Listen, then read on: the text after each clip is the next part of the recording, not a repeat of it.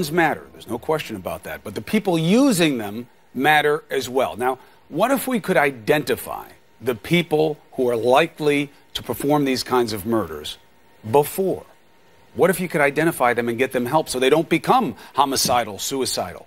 The answer is we can. Joining us now is the founder and director of the Columbia Lighthouse Project at Columbia University, Kelly Posner Gerstenhaber.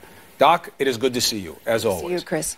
So the concern is, as you've explained it to me, and tell me if I'm wrong, people who are suicidal, when we look at these school shootings, yes, the mentally ill are more likely to be victims of violence than they are perpetrators. However, in school shootings, we see a preponderance of the people who commit the murders are people who have some type of untreated, undiagnosed, unchecked mental illness. You're saying you can identify those people. It's not that difficult, and you've put it into practice, and you've had success. True? Exactly right, Chris. So 80 to 90% of school shooters have suicidal issues. So if we're asking everybody, we can find the people who need help and get them the help they need before it's actually too late. And we know that this works. We know that we can ask. And you know what? Asking will help everybody. I don't need to tell you that suicide is one of our greatest public health crises, the number one cause of death in adolescents, the second leading cause of death in 10 to 24-year-olds, the number one cause of death in adolescent girls, kills more people in the United States than car accidents. But it's our one preventable cause of death. And what do we need to do? We know that 50% of suicides see their primary care doctor the month before they die. We need to be asking, like we monitor for blood pressure. Did you know that many adolescents who show up to the emergency department who've tried to take their own life are not there for psychiatric reasons? So if we're not asking everybody, like blood pressure or vision testing, we're not going to find the people suffering in silence. But even that's not enough. The Undersecretary of Defense wrote this urgent memo that it's not enough to have the primary care doctor ask these questions. We must have a public health approach and put it in everybody's hands. Right, because it's not just enough the doctors. Anybody can ask these questions. Now, people will hear this and they say, this is academic. This is theoretical. These people won't tell you the truth.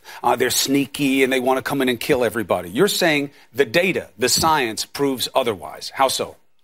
It absolutely proves otherwise. When people are suffering and they want help, and when you ask, they're forthcoming. And the overwhelming majority of people who are suicidal are never going to pose any danger to society, right? But in cases like this, we can find people who are suffering and get them the help they need. And we know that this simple thing can be so potent. These particular questions, the Columbia Suicide Severity Rating Scale, been rolled out across the nation. And you know what happened when the Marines put it in everybody's hands? What that means is all support workers, legal assistants, financial aid counselors, it helped them achieve a 22% reduction in the rate of suicide. Suicide down 22% Exactly. Just by asking the questions and getting people help. Exactly. Utah, they said, we're going to take all into a new level, put it in everybody's hands. It helped them achieve a reduction, reversing an upward trend over the past 10 years.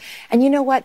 So we have big data showing this. The largest provider of community health care in the United States, Centerstone, 65% in the first 20 months in one state. And you know what, Chris? They brought it to life. 65% suicide rate going down. Exactly. In 20 months. And they brought it to life by telling a story about a man who they called a few times, and he said he was fine. He said, the last time you called me and asked me those questions, I was on the bridge.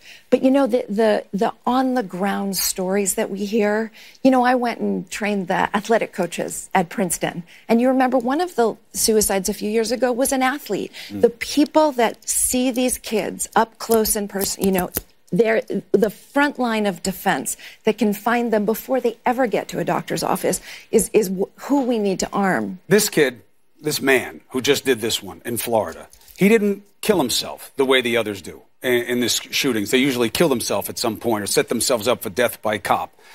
He didn't. He left. People will say, well, then it wouldn't have worked with him because he wasn't really suicidal. Is that accurate? Absolutely not. he certainly probably had suicidal feelings, and 90% of these cases actually end their life after the case.